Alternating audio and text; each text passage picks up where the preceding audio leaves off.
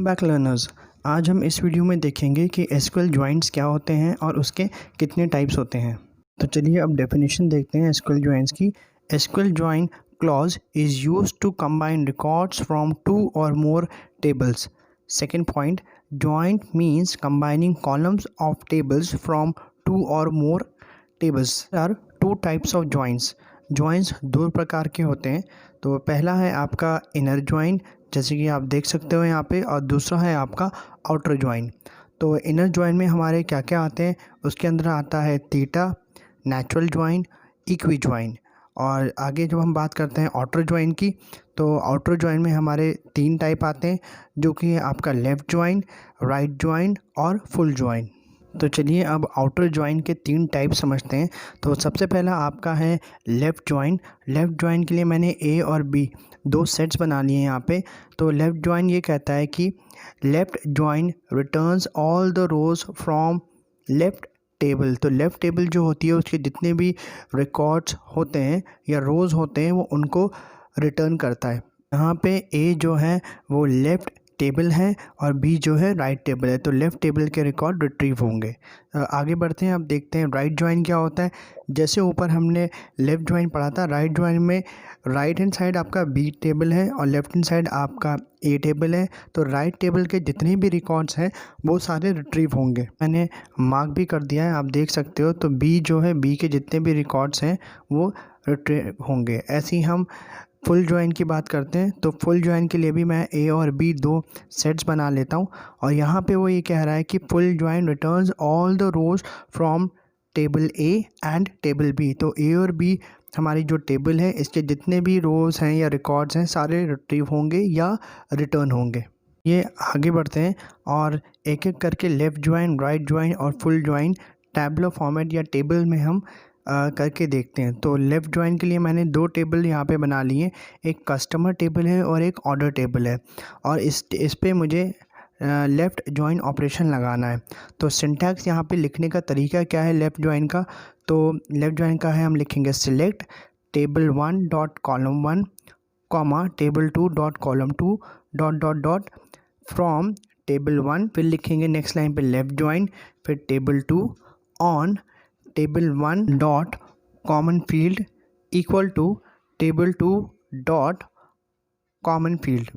तो चलिए अब हम अपने सिंटैक्स जो अभी हमने लिखा है उसको समझते हैं टेबल्स के थ्रू। आप दो टेबल्स देख सकते हैं यहाँ पे, कस्टमर टेबल और ऑर्डर टेबल।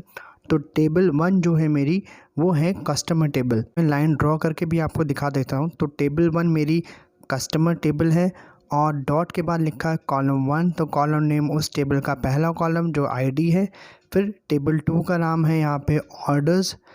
डॉट के बाद है कॉलम 2, तो कॉलम 2 मेरा यहाँ पे है अमाउंट। तो ऑर्डर नाम की जो मेरी टेबल है उसका दूसरा कॉलम है यहाँ पे अमाउंट। तो अमाउंट की तरफ ये मैंने लाइन कर ली है कंप्लीट।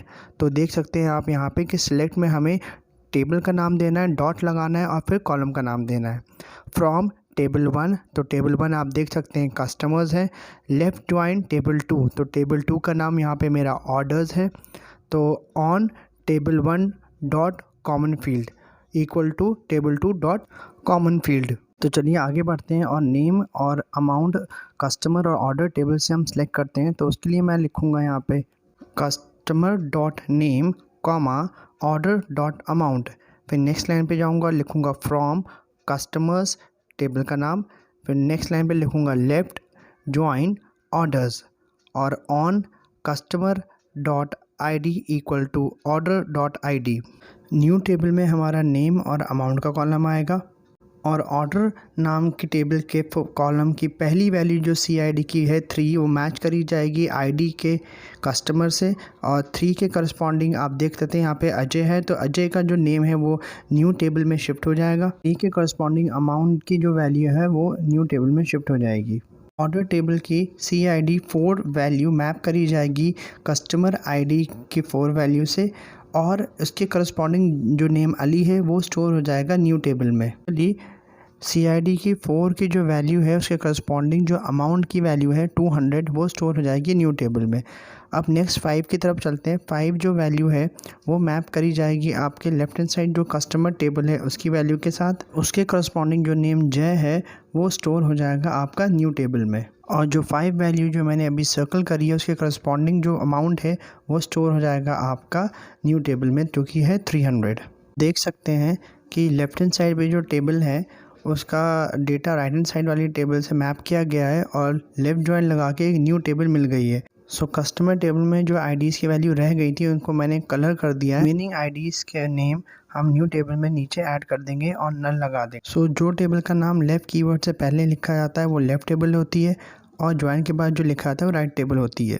तो चलिए अब आगे बढ़ते हैं और हम राइट जॉइन समझते हैं। राइट जॉइन में हमारे राइट हैंड साइड पे जो टेबल होती है उसके जितने भी रिकॉर्ड्स होते हैं वो रिट्रीव करे जाते हैं। तो यहाँ सिंटैक्स वैसे ही सिंटैक्स है जैसे हमने लेफ़्ट जॉइन में पढ़ा था, ठीक है। बस फ़र्क ये है कि यहाँ पे हमें कीवर्ड जो है वो लेफ़्ट की जगह राइट यूज़ करना है। तो यहाँ राइट जॉइन में कस्टमर्स जो है वो राइट टेबल है और ऑर्डर्स हमारी लेफ़्ट टेबल है। यहाँ भी जो भी कंडीशन सेटिस्फाइड होगी उसके हिसाब से न्यू टेबल में नेम और अमाउंट वाले कॉलम में वैल्यू स्टोर हो जाएंगी। फुल जॉइन हमारे ए और बी टेबल से सारे रिकॉर्ड को वो फेच करता है और डेटा को स्टोर करता है एक न्यू टेबल में। तो कस्टमर और ऑर्डर नाम की यहाँ पे 2 टेबल हैं। तो इसके अंदर आप देख सकते हैं 4 कॉलम्स हैं, आईडी, नेम, CID और अमाउंट। तो इन चारों कॉलम्स को अगर मैं एक न्यू टेबल में स्टोर करता हूँ तो ये फुल जॉइन की मदद से या उसके हेल्प से हो सकता है। तो फुल जॉइन हमारे दोनों टेबल के सारे रिकॉर्ड्स को फेच करता है और एक न्यू टेबल में स्टोर करता है। तो चलिए अब हम आगे प्रोग्रामिंग से इन लॉजिक्स को देखते हैं कि इम्प्लीमेंट कैसे करते हैं। तो चलिए सपोज़ मेरे पास 2 टेबल हैं। पहली टेबल का नाम है स्टूडेंट्स, इसके अंदर 5 कॉलम्स हैं और दूसरी टेबल का नाम है ट्रांसपोर्ट, इसके अंदर 2 कॉलम है। सो स्टूडेंट टेबल से हम एनरोलमेंट नंबर वाला कॉलम फेच करेंगे और ट्रांसपोर्ट टेबल से T_ID वाला कॉलम फेच करेंगे लेफ़्ट जॉइन के थ्रू और उसको हम एक न्यू टेबल में स्टोर करेंगे। जॉइन हमेशा सेलेक्ट कमांड में यूज़ होता है। तो हमने आप देख सकते हैं यहाँ पे एनरोलमेंट नंबर स्टूडेंट टेबल से आ रहा है और TID ट्रांसपोर्ट टेबल से आ रही है। तो उसके लिए मैं लिखूँगा select student dot enroll number comma transport.tid from students. और नेक्स्ट लाइन पे जाके हम टाइप करेंगे लेफ़्ट जॉइन और फिर सेकंड टेबल का नाम जो है ट्रांसपोर्ट। और फिर नेक्स्ट लाइन में जाएंगे और लिखेंगे student dot enroll number equal to transport dot T_ID। तो मतलब ट्रांसपोर्ट डॉट T_ का जो कॉलम है वो बराबर मैंने रख दिया है स्टूडेंट डॉट एनरोल नंबर के कॉलम से। और फिर जब हम एंटर दबाएंगे तो उसके बाद हमारे पास न्यू टेबल आ जाएगी और उस न्यू टेबल के अंदर हमारे 2 कॉलम होंगे।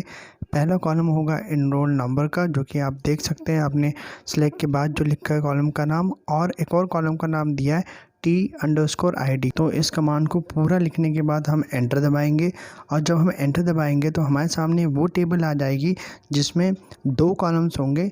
एक तो आपका होगा एनरोलमेंट नंबर का और दूसरा होगा आपका T_ID का। तो यहाँ पे आप देख सकते हैं ये। तो चलिए आगे बढ़ते हैं और फिर राइट जॉइन देखते हैं कि राइट जॉइन हम कैसे अप्लाई करते हैं।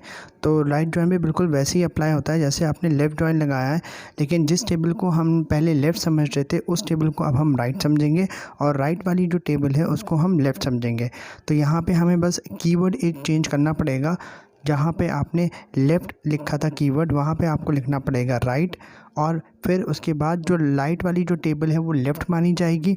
तो यहाँ पे कहने का मतलब है कि जो स्टूडेंट टेबल है वो मेरी राइट टेबल हो जाएगी और जो मेरी ट्रांसपोर्ट वाली जो टेबल है वो मेरी लेफ़्ट टेबल हो जाएगी। यहाँ पे जो मैपिंग होगी राइट जॉइन में, वहाँ पे राइट जो टेबल है मेरी, जो कि मेरी यहाँ पे अब ट्रांसपोर्ट है, उसको बेस टेबल माना जाएगा और स्टूडेंट टेबल को हमारा जो है लेफ़्ट टेबल माना। राइट जॉइन के कमांड को रन करने के बाद मेरे सामने 2 कॉलम्स आए हैं, एनरोलमेंट नंबर और TID। आप देख सकते हैं जिनकी वैल्यू मैप नहीं हुई है उसके आगे उस कॉलम में उस वैल्यू में नल लिखा हुआ है और जो कि वैल्यू अवेलेबल है उसके आगे नल नहीं लिखा हुआ है। तो ये हमारा था राइट जॉइन। तो चलिए अब आगे चलते हैं।